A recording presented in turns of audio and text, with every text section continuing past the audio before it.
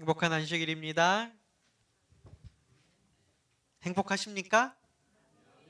네. 오늘 저는 나는 누구인가? 나는 누구의 것인가? 라는 제목을 붙여서 한번 설교 말씀을 준비하였습니다. 제가 요즘 사무실이 아니라 집에서 설교 준비를 하니까요. 우리 새벽이가 설교 준비 좀 그만하래요. 설교하는 사람 중에 제일 길게 하는 사람이 아빠랍니다. 그래서 설교 준비를 좀 그만하라고 제가 그런 말도 한번 들어보는 되게 또 새롭고 또 적응도 안 되고 제가 이제 집에서 이렇게 집에서 서재도 없어요. 그냥 이제 식탁에서 이렇게 늘 이제 독서도 하고 또 이렇게 준비하면서 그런 걸 느꼈습니다. 오늘의 본문 말씀은 시편 24편 1절입니다. 땅과 거기에 충만한 것과 세계와 그 가운데 사는 자들은 다 여호와의 것이로다. 네. 누구 것이라고요? 네, 여호와의 것이라고요. 사실 이제 연말에 청지기 주말 부흥회를 좀 하고 싶었습니다.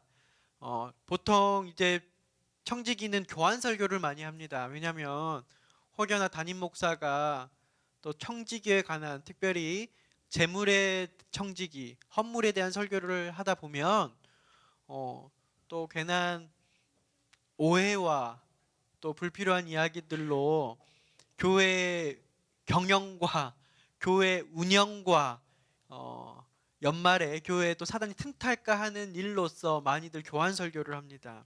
그래서 저 역시도 근처에 있는 좋은 목사님들을 생각하시면서 개인적으로는 정성원 목사님도 근처에 있고 이렇게 하셔서 어떨까 했는데 직원회에서 담임 목사가 해도 괜찮다 이렇게 하셔서 어쨌든 하게 되면서 한 주간 청지기에 관해서 이렇게 청지기에 대한 권면도 살펴보고 기본 교리에 있는 청지기에 대한 파트도 살펴보고 또 개인 강목대 청지기 이렇게 훈련을 하는 강목도 살펴보면서 이렇게 책을 보았습니다.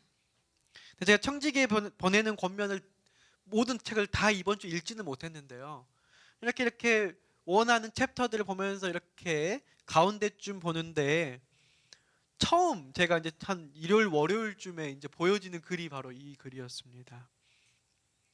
굉장히 하나님께서 왜 직접 설교단에 서서 다른 목사님을 초청해서가 아니라 저를 단에 세우는지 좀 느껴지는 제게는 찔리는 구절이었습니다.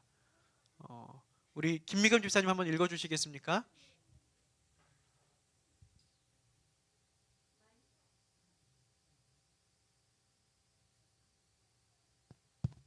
만일 그가 목사의 직분을 가지고서 자기에게 유쾌한 일이 아니라고 하여 그 일을 11조에 대한 교육을 남에게 맡긴다면 그는 충성된 일꾼이 아니다. 모든 교인들은 정직한 11금을 드리는 일에 충실하도록 가르침을 받아야 한다. 새 신자를 가르침한 교역자가 그에게 유쾌한 일이 아니라고 해서 어떤 일을 하지 않고 다음에 오는 목사에게 그 일을 남겨두어서는 결코 안 된다. 네, 사실상 많이 설교단에 쓰지만 하고 싶어하는 유쾌한 설교는 아닙니다. 이왕이면은 다른 목회자에게 넘기고 싶은 설교였는데 그렇게 한다면 그는 충성된 일꾼이 아니다라고 보여면서 제가 좀 충격을 받았습니다. 그리고 직원에서 저에게 이것을 부탁한 직원들이 참으로 고마웠습니다. 네. 무엇보다도 하나님께 감사했습니다. 그냥 늘 관례대로 11조에 대한 설교는 교환 설교로만 하고 저도 다른 교회 가서는 이렇게 하지만 내 교회에서 내 교인들에게 특별히 잘 하지 못한 유쾌한 일이었기 때문입니다. 네. 이어서 읽어 주시겠습니까? 만일 그 다음에 오는 목사가 하나님의 요구를 제시하면 새 신자는 우리를 진리로 인도하던 목사는 이 문제를 언급하지 않았다고 말하면서 뒤로 물러갈 것이다. 이게 이제 11금에 대한 부분이에요. 만약 다음에 오는 목사가 신자들에게 11금을 잘 이렇게 드려야 되는 부분에 대해서 권면할 때에 우리를 진리로 인도하던 그 전에 지승천 목사님은 이 문제를 언급하지 않았다라고 하면서 뒤로 물러날 것이다 라고 이렇게 저에게 느껴졌습니다. 또 이어서요. 그들 앞에 다른 방언의 교리가 제시되면 그들은 전에는 이렇게 배우지 않았다라고 대답하고 앞으로 나가기를 주저한다. 진리를 처음 전파하는 자 목사가 그 교회를 맡고 있는 동안에 비록 비교적 소수가 회심했을지라도 이 회심자들에게 요긴한 모든 문제를 충실히 철저하게 가르쳤더라면 얼마나 좋았겠는가. 네. 지금 이 부분은 다 이제 11조에 대한 부분인데요. 비록 한 번의 설교로 모두가 다 회심하지 못할지라도 어쨌든 목사가 교회에 헌금과 11금에 대해서 적절하게 성경대로 이렇게 대언하고 성경을 이해시켜주고 회심하게끔 기도하고 설교하는 것이 중요하다라는 것을 제가 먼저 느끼고 이렇게 시작하는 설교 준비였습니다. 네, 여러분 어떻습니까? 너무 예쁘고 귀엽고 사랑스럽지 않습니까? 네, 제가 사랑하는 세 사람이 이 사진에 다 있는데요. 너무나도 사랑하지만 때때로 제가 느끼는 게 무엇이냐면 이 아이들이 하루하루가 다르게 한 해 한 해가 다르게 성장하고 자라난다는 것을 느껴요. 근데 바쁘고 또 이쁘다는 이유만으로 그때 필요한 교육을 하지 못하고 커버리면 그 시기를 놓쳐버리면은 더 이상 그에 맞는 교육을 할 수 없다라는 것을 제가 느끼게 되는 것입니다. 그러면서 이전에 읽었던 청지기에게 보내는 권면이 성도들에게 읽어주는 게 아니라 목사인 저에게 이렇게 다가오면서 목사의 책임을 가지고 그때 적절한 때 그 그 하나님의 말씀을 그리고 그 축복을 이렇게 전하지 않는 것이 교회에 얼마나 큰 손실과 위험일지를 한번 생각해 보게 된 것이었습니다. 청지기 직분은 이렇게 두 글자로 이렇게 원론적으로 정리할 수 있다라고 생각이 듭니다. 첫 번째로는 내려놓음입니다. 그리고 두 번째로는 굴복입니다. 여러분 이 그림 보이시죠? 이렇게 무엇을 들고 있어요? 내 욕심을 들고 있습니다. 또 무엇을 들고 있어요? 내 고집을 들고 있어요. 근데 내가 들고 있을 때 이게 내 욕심이고 고집인 줄 잘 이해할 수 있으면 내려놓기가 쉬울 텐데 비로소 내려놓고 나서야 시간이 지난 나서야 그게 진리가 아니라 내 고집이었구나. 그게 그냥 내가 생각하는 하나님의 복음이 아니라 내 욕심이었구나라는 것을 내가 내려놓고 나서야 알았다는 거예요. 내가 힘들게 하나님의 십자가를 내가 들고 있다라고 저는 생각을 했는데 내려놓고 보니까 그게 하나님의 십자가가 아니라 뭐였어요? 내 욕심과 내 고집이었다는 거예요. 그래서 청지기 직분은 먼저는 그것을 내려놓고 하나님께로 나아가는 것입니다. 우리 성경에서는 특별히 청지기 직분에 대해서 늘 네 가지로 이렇게 설명합니다. 첫 번째는 몸, 두 번째로는 재능, 세 번째로는 시간, 네 번째로는 물질입니다. 먼저 고린도전서 6장 19절의 말씀에 너희 몸은 성령의 전이라고 합니다. 우리가 몸 관리를 얼마나 잘해야 되는지 여러분 잘 아실 것입니다. 특별히 제가 30대 중반이 넘어가면서 느낀 게요. 아직도 젊다고 하시겠지만 지금부터 이 전까지는 건강 관리를 하지 않아도 모르겠어요. 하나님께서 주신 양분으로서 내 스스로 관리를 하지 않아도 스스로 회복력도 좋고 성장하고 뭐라고 할까요? 쉽게 무서운 게 없었다라고 하는 게 맞았던 것 같아요.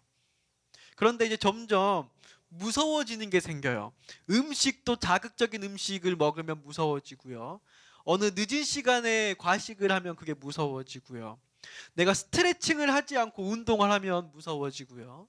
그리고 내가 체력 관리를 하지 않으면 내 스스로 무기력함에 넘어지는 무서움을 발견하게 됩니다. 그래서 하나님은 우리의 몸은 성령의 전이니 관리를 잘하라고 합니다. 하나님께서 위탁하신 내 몸, 내 것입니까? 온전히 내 것입니까? 온전히 내 것일 때는 무서울 게 없을 수 있습니다. 내 것 내 맘대로 쓰면 어떡해. 근데 제가 가장이 되니까 슬슬 무서운 게 생겼습니다. 위험하고 무서운. 그러니까 저희 어머니나 저희 가족들은 언제나 저를 걱정했습니다. 제가 늘 주변 사람들이 보면 무서운 행동을 많이 했어요. 제 산에 올라가면 절벽이 있잖아요. 저기 샌디에이고에 가면 포테이토 칩이라는 현지 사람들이 관광 많이 유명하진 않지만 주변 사람들이 많이 가는 아주 포테이토 칩 이렇게 얇은 포카칩처럼 된 바위가 있는데요. 거기는 바로 절벽이에요. 제가 어떤 사진을 지금 가져오냐면 어떻게 찍었냐면 거기서 제가 끝에서 물구나무를 서서 찍은 사진이 있어요. 지금 하라면 못할 것 같은데 그때는 제 자신을 잘 믿었고 제 몸을 제가 잘 믿었고 그 정도로 무서운 게 없었어요. 그리고 그랜드 캐니언이나 이런 데 보면은 꼭 한국인들 사고 나는 이런 뉴스 나오잖아요. 사고가 안 났기에 망정이지 그때마다 그런 도전을 즐겼던 사람이었던 것 같아요. 그래서 익스트림 스포츠라는 것은 전 세계를 찾아다니면서 가장 무섭고 위험하다는 것은 찾아서 했던 사람이었어요. 근데 지금은 그거를 못해요. 당장에 뭔가 조금만 제 몸에 위험이 느끼는 것만 해도 이제는 제 집사람 얼굴이 생각이 나고 제 두 아이들 생각이 나서 그런 책임감과 이런 부분이 있어요. 하나님께서 저희에게 내 인생을 내 것으로 살라는 게 아니라 저희들에게 맡긴 무언가가 있습니다. 청지기임을 저희들이 이해하고 인지하게 되면은 저희 몸 관리를 잘하지 아니할 수 없어요. 예전에는 감기가 걸리면 참으로 좋았습니다. 다쳐서 기부스를 하면 참으로 좋았어요. 왜요? 병원 가서 마음껏 쉴 수 있으니까. 근데 지금은 제가 임시총회 전날 감기가 엄청 심하게 왔는데 약을 엄청 먹으면서 버텼어요. 왜요? 제가 아프면 교회 손실이 가고 가정의 손실이 가고 여러 손실이 가니까요. 제가 관리를 맡은 어떤 부분에 대한 책임을 대체할 수 없는 책임이 생기기 때문입니다. 우리 강호철 집사님 오랜만에 와서 너무 반갑습니다. 우리 강호철 집사님 아프면 큰일 납니다. 지금 벌려놓은 사업장들 그거 다 어떻게 하겠습니까? 그렇죠? 우리 유학하고 있는 멀리 캐나다에서 멀리 서울에서 유학하고 있는 자녀들 우리 집사님 아프거나 경제적으로 큰 어려움이 되면 큰일 납니다. 우리들이 다 그런 것들이 있습니다. 두 번째 저희들에게 맡기신 영역 재능입니다. 마태복음 25장 21절에 내가 적은 일에 충성하였음에 내가 많은 것을 내게 맡기리니라. 하나님은 우리들의 재능을 잘 활용하기를 원하십니다. 예배소서 5장 16절에 보면은 우리의 세월을 아끼라고 합니다. 우리의 시간을 너무나 마음대로 이렇게 사용해서도 안 될 것입니다. 그리고 신명기 8장 18절에 그가 내게 재물 얻을 능력을 주셨음이니라. 하나님께서 우리에게 재물을 얻을 능력을 주셔서 저희들이 재물을 얻게끔 하셨습니다. 부자 선지자 115페이지에 이렇게 기록되어 있어요. 한번 읽어주시겠습니까? 맥박이 뛰고 호흡이 계속되는 것은 한 번 시동이 걸린 기계 장치가 고유의 기운으로 계속적으로 움직이기 때문이 아니다. 모든 호흡과 심장의 고동은 우리가 그를 힘입어 살며 기동하며 있는 그분의 편만한 돌보심의 증거이다. 오늘 저희들이 호흡하고 걷고 숨쉬고 제가 이렇게 설교하는 것 그리고 여러분들이 이렇게 눈이 반짝반짝 잘 듣는 이 모든 것은 그저 스위치를 딱 키면 기계적으로 돌아가기 때문에 돌아가는 것이 아니라 지금 이 순간에도 하나님께서 우리를 살게 하고 동기부여를 주고 힘있게 기동했기 때문에 우리들이 이렇게 서 있다는 사실을 잊지 않으시면 좋겠습니다. 마태복음 6장 24절에 한 사람이 두 주인을 섬기지 못할 것이니 혹 이를 미워하고 저를 사랑하거나 혹 이를 중히 여기고 저를 경히 여김이라. 너희가 하나님과 재물을 겸하여 섬기지 못하느니라. 마태복음 19장에는요. 하나님과 재물을 사이에 갈등했던 부자 법관에 관한 이야기가 나옵니다. 그는 재물을 섬기기 위해 하나님을 섬기는 것을 포기하고 말았습니다. 여기서 혹, 이, 그리고 저 두 가지의 대명사로 두 가지를 나타내는데 그 두 개는 하나는 하나님, 하나는 재물입니다. 이 두 가지를 동시에 가질 수 없다는 거예요. 지난 한 주간 연말기도주일 기간에 제 차가 고장이 났습니다. 발전기가 과전압이 되더라고요. 제 발전기 교환한 지 1년 6개월 됐는데 고장이 또 났나 봐요. 뽑기를 잘못했나 봐요. 보증이 1년인데 보통 발전기 거의 고장 안 나는 건데 1년 6개월 만에 고장이 났어요. 그래서 연말기도주일 왔다 갔다 하는데 과전압이 돼가지고 라이트가 꺼졌다 켜졌다 꺼졌다 켜졌다 꺼졌다 켜졌다 계속 그래요. 그러니까 여기서 광주까지 그렇게 가니까요 눈이 엄청 나빠지는 것 같은 느낌이 드는 거예요. 계속 앞에 차들이 얼마나 또 불편했을까요. 뒤에서 계속 깜빡깜빡. 근데 제가 카센터를 3곳 4곳을 찾아다녔는데 이것을 고칠 수 있다는 곳이 없는 거예요. 원인을 못 찾아요. 그러니까 새벽이가 그 주에 늘 하는 말이 아빠 차 좀 바꾸자. 저에게 돈 1,000원도 안 보태주면서 네. 아빠 차 좀 바꾸자. 어쩌다 보니까 광주에서 삼육초등학교 이제 입시 설명회를 가는데요. 모든 학부모들이 그날 와야 돼요. 오지 않으면 입학이 취소돼요. 갔는데 마이바흐, S클래스, 포르쉐들 막 이렇게 있는 거예요. 거기에 오래된 국산 차를 타고 간 사람이 진짜 몇 없었어요. 그러면서 제가 회의감이 드는 거예요. 내가 삼육초등학교 애를 보내는 게 맞나? 나조차도 이 역에 대해서 회의감이 오는데, 회의감이라기보다는 같은 부류가 아닌데 같은 공동체 안에 있는 게 맞나라는 생각이 드는 거예요. 근데 이 저희 새벽이가 삼육 유치원 가는 우리 자모들 친구들이 대부분 외제차를 타고 다니는 부모님들을 보니까 애가 뭘 모르니까 늘 우리도 벤츠 사자 그래요. 네. 어쨌든 여러분 이 중요한 시기에 새벽이에게 경제적인 개념을 알려주는 것 중요할까요? 매우 중요합니다. 그래서 이 아이가 자꾸만 사람들에게 자랑해요. 새벽이 얼마 있는지 혹시 아시는 분 있습니까? 네. 자꾸 자기가 있는 돈을 심심하면 하는 일이 저금통에서 돈을 세는 거예요. 자기가 얼마 있는지. 100원짜리, 10원짜리 다 하면서 그래서 이렇게 하는 거예요. 그러면서 남들에게 늘 자랑해요. 나 돈 이만큼 있다. 나 돈 많다. 많은 것도 아닌데. 그런데 이 아이가 이 돈을 어디다 주로 쓰냐면 늘 이마트에 가서 포켓몬스터 게임하는데 돈을 소비하는 걸 좋아해요. 그리고 이렇게 늘 그냥 이렇게 펑펑 쓰는 걸 좋아해요. 그러면 제가 있는 돈도 뺏고 싶을까요? 더 주고 싶을까요? 부모의 마음으로서.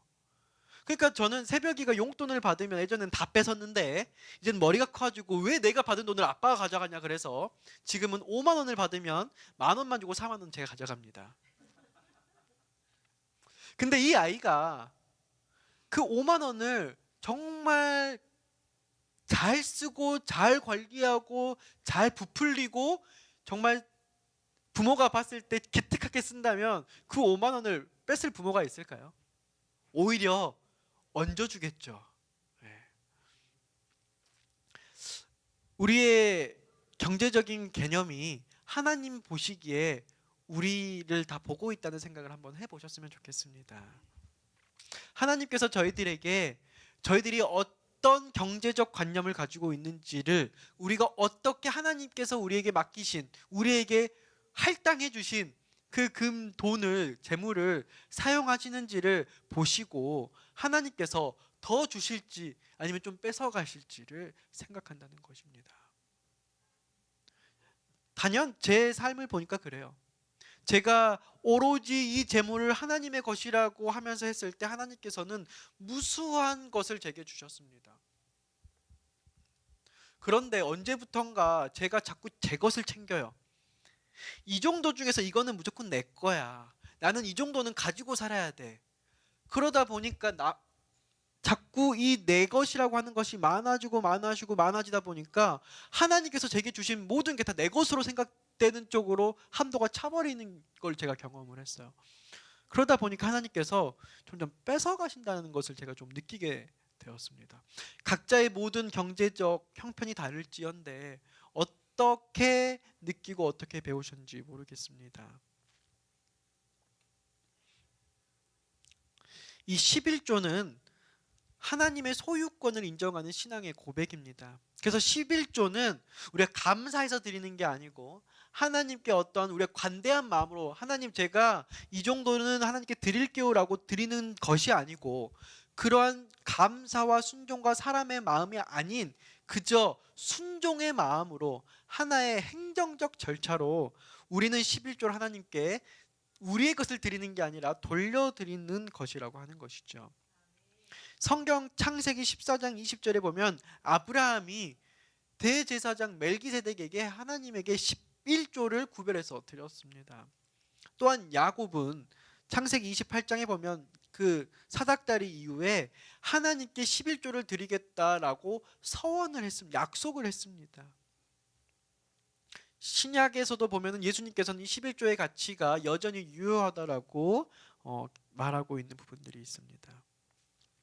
레위기 27장 30절 32절 함께 읽어보도록 하겠습니다. 시작. 그리고 그 땅의 10분의 1 곧 그 땅의 곡식이나 나무의 열매는 그 10분의 1은 여호와의 것이니 여호와의 성물이라. 모든 소나 양의 11조는 목자의 지팡이 아래로 통과하는 것에 10번째 것마다 여호와의 성물이 되리라. 하나님 제가 이 정도 드릴게요. 하나님 정말 너무 감사해요. 제 감사한 마음에 이것을 드릴게요가 아니라 그냥 내게 들어오는 것의 10개 중에 하나는 이것은 그냥 뭐예요? 이거는 그냥 자연스럽게 하나님께 드리는 것이라고 하는 것입니다. 여러분 이거 쉽지 않은 일입니다. 근데 누군가에는 매우 쉬운 일입니다. 되게 재밌어요. 어제까지는 되게 쉬운 일인데 오늘은 되게 어려운 일이 되기도 합니다. 이게 내 것일 때는 굉장한 것인데요. 내 것이 아닐 때는요. 하루아침에 쉬운 일이 되고 하루아침에 어려운 일이 되고 하루아침에 대단한 일이 되고 하루아침에 그냥 대단한 게 아니라 아무것도 당연한 일이 되는 것이죠. 말라기 3장 8절로 10절입니다. 한번 읽어주시겠습니까? 사람이 어찌 하나님의 것을 도둑질하겠느냐? 그러나 너희는 나의 것을 도둑질하고도 말하기를 우리가 어떻게 주의 것을 도둑질하였나이까 하는도다. 이는 곧 11조와 봉헌물이라. 너희 곧 온 나라가 나의 것을 도둑질하였으므로 너희가 저주를 받았느니라. 만군의 여호와가 이르노라. 너희의 온전한 11조를 청고에 들여 나의 집에 양식이 있게 하고 그곳으로 나를 시험하여 내가 하늘 문을 열고 너희에게 복을 쌓을 곳이 없도록 붙지 아니하나 보라. 네, 아멘. 하나님의 것을 도둑질할 수 있습니까? 없습니까? 제가 너무 제 개인적인 얘기를 하는 것 같아서 그런데요. 제가 오늘 아침에 11금을 낼 일이 있어서 하나님께 받은 것이 있어서 11금을 받는데 깜짝 놀랐습니다. 제가 12월 달 월정 헌금과 날마다 달달이 이제 들어오는 돈이 있거든요. 새별이 양육비라고 조금씩 들어오는 돈이 있어요. 근데 그게 전 당연히 냈다라고 생각했는데 체크가 안 돼 있는 거예요. 제가 늘 기계적으로 너무 잘했기 때문에 스스로 의심해 본 적이 없는데 오늘 하필이면 제가 11금에 대한 설교를 하는 날인데 근 몇 년 동안 제가 여기에 대해서 늘 없다 보는데 오늘 제가 그걸 느꼈어요. 제가 이번 주에 굉장히 기분이 좋았습니다. 왜 그러지? 평소보다 좀, 저희는 월급 받는 사람이니까 들어오면 바로 없어지는데 들어왔는데 바로 안 없어지고 조금 남아있는 거예요. 그래서 뭔가 기분이 좋아서 좀 기분 좀 냈거든요. 근데 오늘 내려고 보니까 저는 당연히 다 제하고 좀 기분 냈다고 생각했는데 기분을 내고 나서 보니까 오늘 낼 게 없는 거예요. 몇만 원이. 은행 가서 보는데 그래서 이거 어떻게 해야 되나, 이거 다음으로 미뤄야 되나. 근데 제가 오늘 11금 설교를 하는 날인데 이 성경절이 생각이 나는 거예요. 이거 도둑질인데.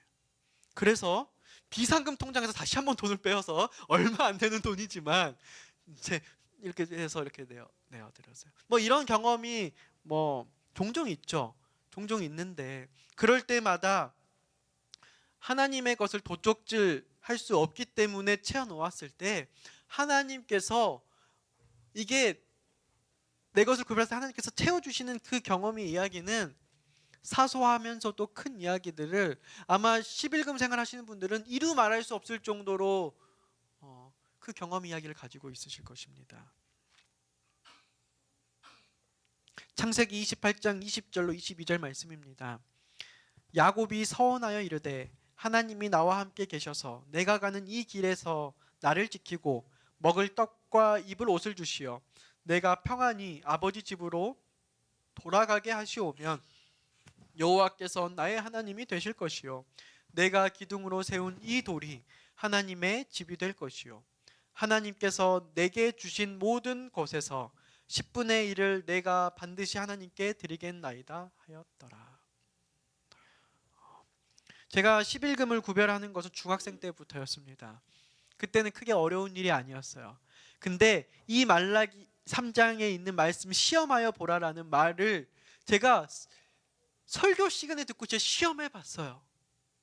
그렇게 해서 얼마 되지 않은 돈인데 제가 그걸 하나님께 드렸는데 신기하게 그 주에 생각지도 않은 집사님께서 길에서 만나서 용돈을 주신 거예요.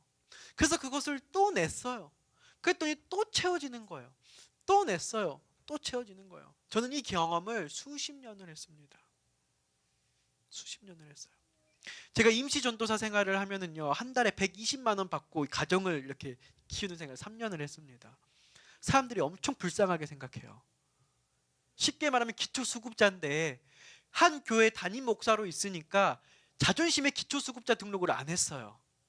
왜냐하면 교회에서 어려운 사람을 도와주겠다고 좀 이렇게 도루가 사업을 하려고 그러는데 그 목사님이 기초수급자면 폰이 안 서잖아요. 그런데요, 제가 연말마다 연말정산을 해보면 제게 들어온 수입이 늘 5천만 원 이상이었어요. 근데 저는 그렇게 받은 기억이 없거든요. 그러면 11금 봉투를 보면은 매주마다 그냥 들어올 수 없는 일들이 들어오는 걸 몇 년을 경험을 했어요. 그러면서 제가 말씀했잖아요. 그런 경험으로 아주 믿음 높은 생활을 살다가 제가 봉급 생활로 딱 정식으로 채용되고 바뀌고 지금 딱 5년째인데 제가 조금씩 제 거를 챙기기 시작하는 거예요.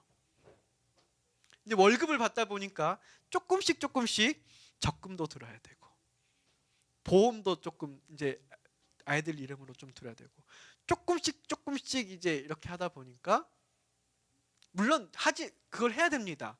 하나님께서는 저희 것을 쓰지 말라는 것이 아니라 우리의 것을 잘 지킬 수 있게 쓰게끔 하셔요. 그러나 그것을 잘 분리해야 되는데 제 경험이 무엇이냐면 하다 보니까 조금 더 하다 보니까 끝이 없다라는 것이죠. 끝이 없다라는 것입니다.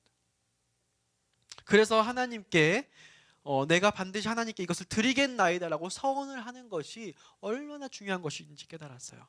그러면 그 서원에 대한 부분은 그것이 많든 적든 내가 하나님께 그 순간 감사하고 내 인생에 대한 부분을 하나님께 약속하는 마음으로 서원한 것이기 때문입니다.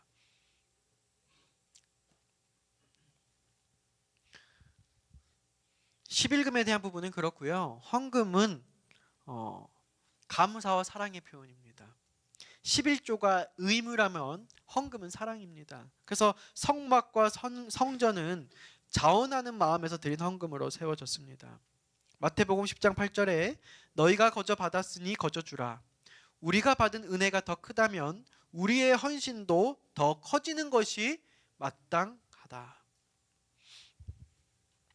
무릇 많이 받은 자에게는 많이 요구할 것이요 많이 맡은 자에게는 많이 달라 할 것이니라. 하나님께서 바치는 선물은 우리가 누린 빚과 특권에 비례해야 합니다. 그래서 제7일 안식일 예수 재림교회는 11금에 대한 부분은 전적으로 목회나 전도의 일에 봉사하는 사람들의 급여나 복음 사업에만 쓰여집니다. 그리고 그 외 헌금으로는 우리가 교회와 이렇게 이웃들을 봉사하고 선교하는 일들로 이렇게 쓰여지는 게 구분되어 있습니다. 그렇게 우리가 청지기 직분을 잘 수행했을 때 그 축복이 있는데요. 하나님은 우리의 돈이 필요해서 우리에게 청지기 직분을 주신 것이 아닙니다. 우리의 마음을 자라게 하시기 위해 주신 은혜의 선물이라는 사실입니다. 그래서 이 청지기 직분의 축복은 개인적인 축복이 있어요. 누가복음 12장 15절 말씀에 한번 읽어주시겠습니까? 그들에게 이르시되 삼가 모든 탐심을 물리치라. 사람의 생명이 그 소유에 넉넉한 데 있지 아니하니라 하시고. 저는 참 무력이 없는 사람이에요. 제가 목회를 하는 이유 중에 하나가 다른 건 모르는데 무력이 없어서 내가 목회를 할 수는 있겠다라는 생각이 처음에 들었거든요. 그런데 살고 보니까 무력 없는 사람은 없습니다. 제가 느끼는 게 이 탐심이 한 번 들어오고 이걸 내가 스스로 그러니까 제가 교회에 있거나 합회에 있을 때 교회 돈이나 합회 돈을 제가 함부로 쓸 수 있을까요? 없습니다. 규정된 대로 절차대로 그리고 써야지 목적대로 사용하는 것입니다. 근데 제게 들어온 봉급만큼은 어떻게 되나요? 이거는 내 자유에 대한 부분이에요. 그렇기 때문에 이 봉급에 대한 부분도 하나님께서 내 가족을 지키고 그리고 내가 하나님의 일을 하면서 내 이웃을 돌보는 일에 주어졌다라는 생각을 동일하게 교회 돈처럼 합회 돈처럼 아니면 회사 돈처럼 생각하면서 내 돈을 관리하지 않으면 우리는 제가 보니까 무력이 없는 사람은 없습니다.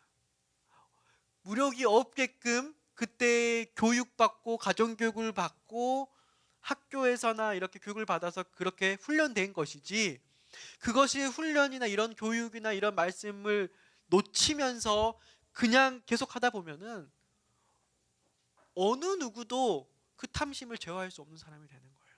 그래서 청지기 직분이 주는 축복은 뭐냐면은 이 탐심을 물리칠 수 있는 것이 됩니다. 왜냐하면 내가 청지기니까 내 돈이 내 거야, 내 것이 아니에요.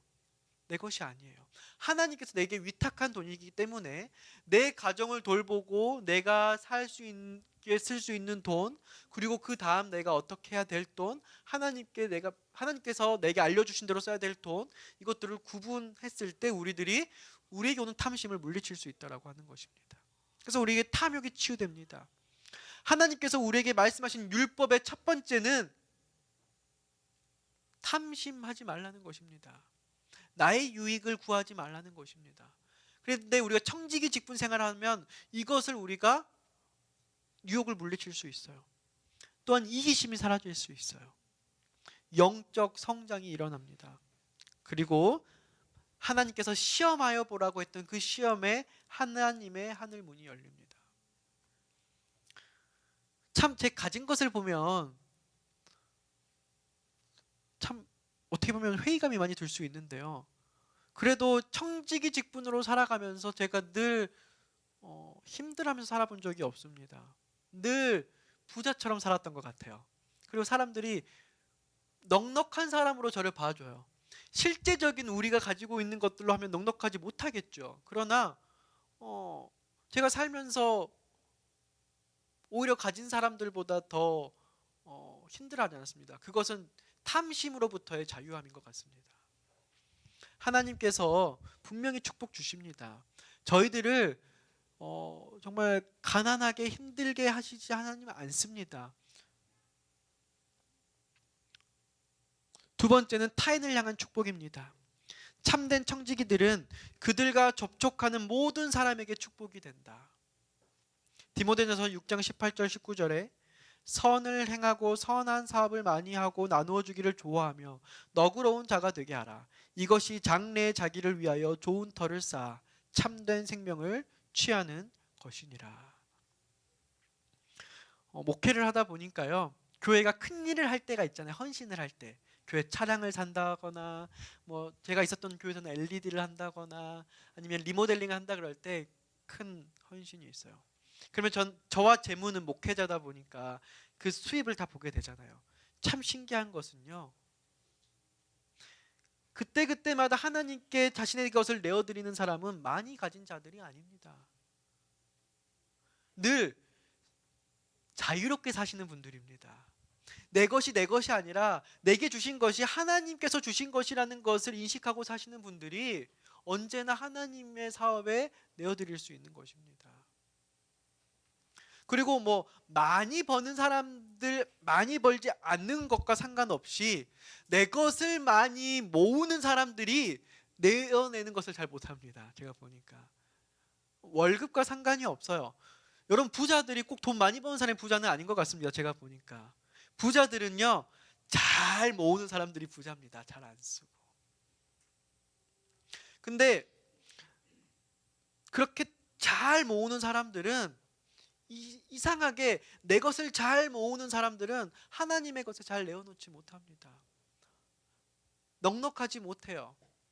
그리고 가진 것이 많을지는 모르겠지만 되게 자유롭게 행복하게 살지는 못하는 것 같습니다. 한 옷가게를 이렇게 하셨던 자영업자 분께서 한 12년간 옷가게를 하시면서 끝날 때 했던 말이 있어요. 내가 이 옷가게의 주인인 줄 알았는데 알고 보니까 이 옷가게가 나의 주인이었다. 왜요? 옷가게가 문을 닫은 날만이 나이가 쉴 수가 있고, 옷가게를 문을 열어야 되는 나는 내가 아파도 쉬지도 못하고, 누군가에게 경조사를 가야 될 때도 가지도 못하고, 여기에 얽매여 살았으니 누가 주인이라는 거예요? 이 옷가게가 주인이었다는 거죠.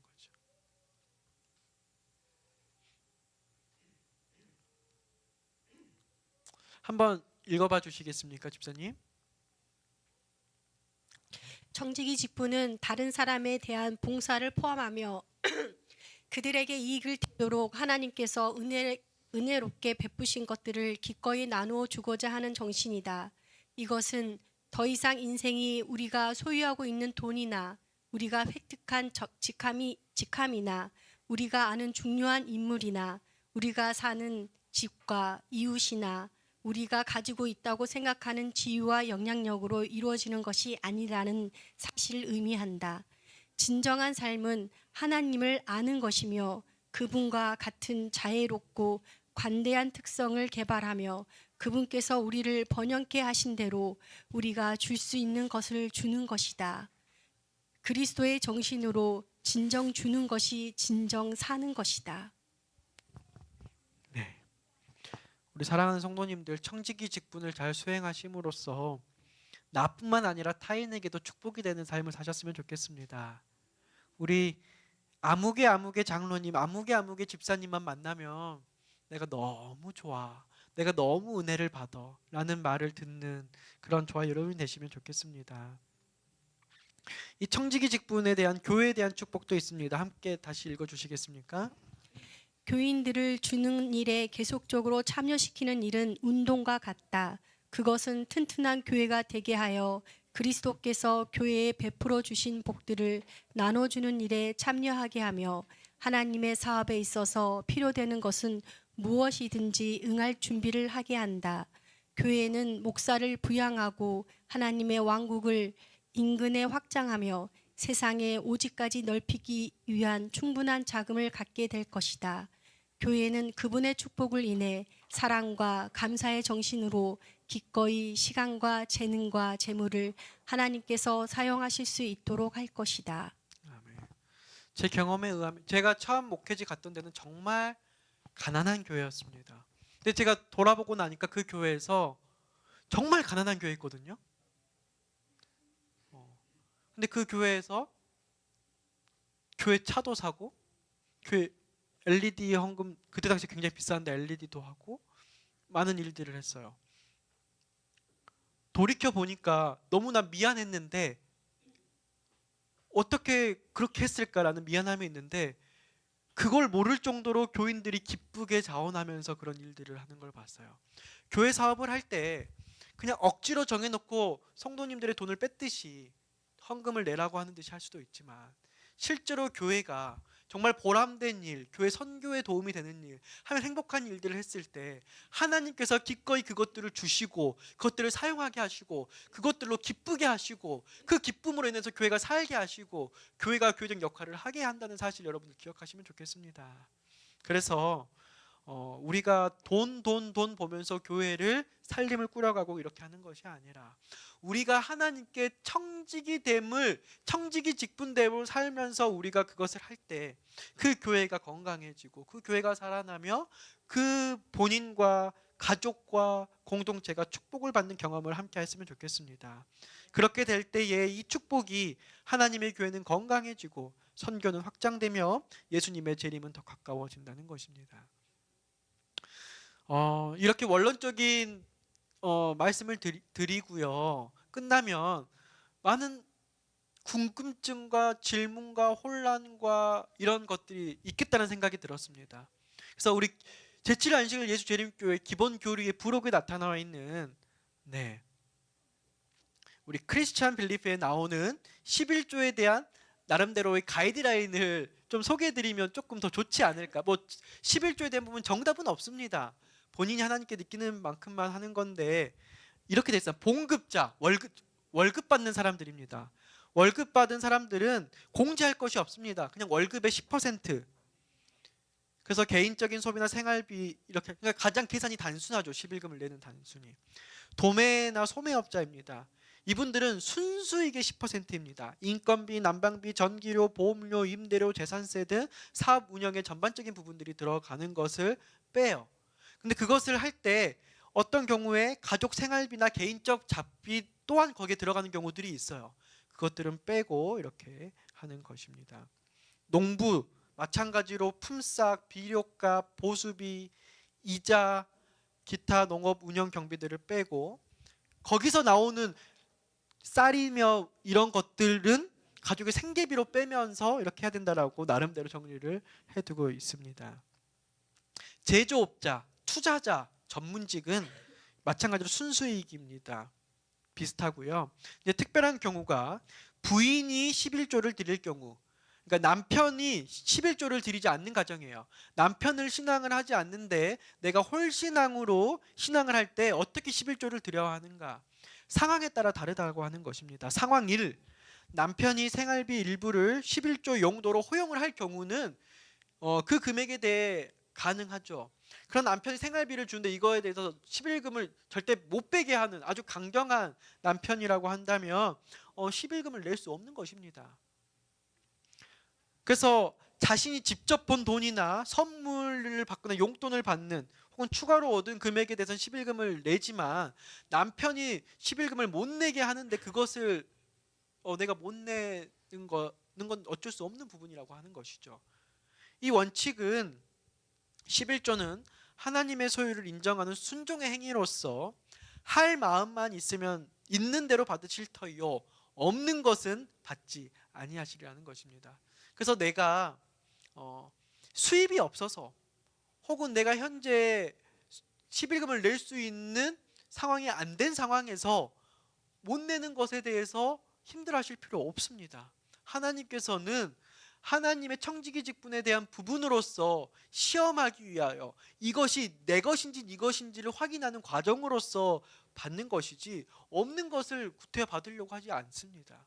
반대로 내가 내 수입이 있는 경우는 그 10%를 하나님께서 구별하여 돌려드림으로써 내가 하나님의 자녀요 그리스도인임을 공언하는 사람으로서의 표로서 이 부분을 하나님께 지켜 보이신다면, 하나님께서 너는 나의 청지기로구나, 너가 정말 내가 맡겨진 사명을 가지고 이 세상을 살아가는구나 하면서 하나님께서 우리의 가족과 우리의 사업장과 우리의 경제적을 책임져 주시며 우리에게 이전에 보여줬던 청지기의 축복을 저희들에게 주실 것이라는 사실을 여러분들께서 한번 생각해 보시면서 나의 청지기 생활을 한번 돌아보았으면 좋겠습니다.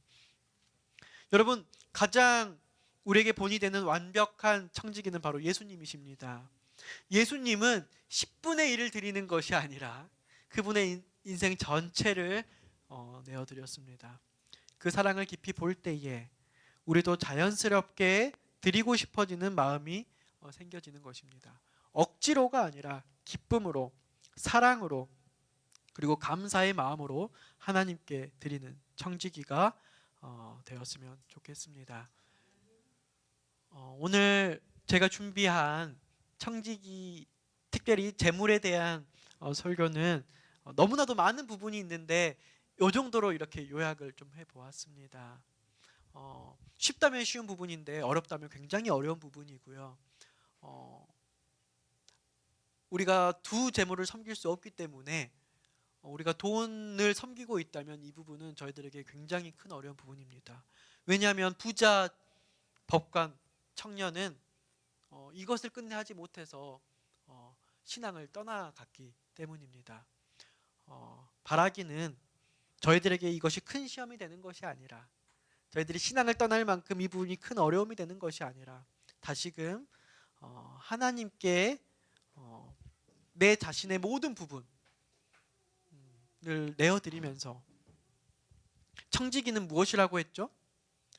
오늘 재물에 대한 부분이 있어서 재물로 초점이 가지 않았으면 좋겠습니다. 청지기는 내려놓음입니다. 굴복입니다. 우리의 삶이 내 것이 아님을 인정함으로부터 한 단계 한 단계 한 단계 시작하는 거고, 배워가는 거고, 훈련하는 것입니다. 그래서 우리 모든 순천 참빛교회 성도님들이 청지기 생활을 잘 하심으로써 많은 복을 받음으로써 그 복이 나로만 끝나는 것이 아니라 나를 접촉하는 모든 분들과 이 교회에 그 복이 차고 넘치게 되시기를 간절히 바라면서 오늘의 말씀을 마치도록 하겠습니다.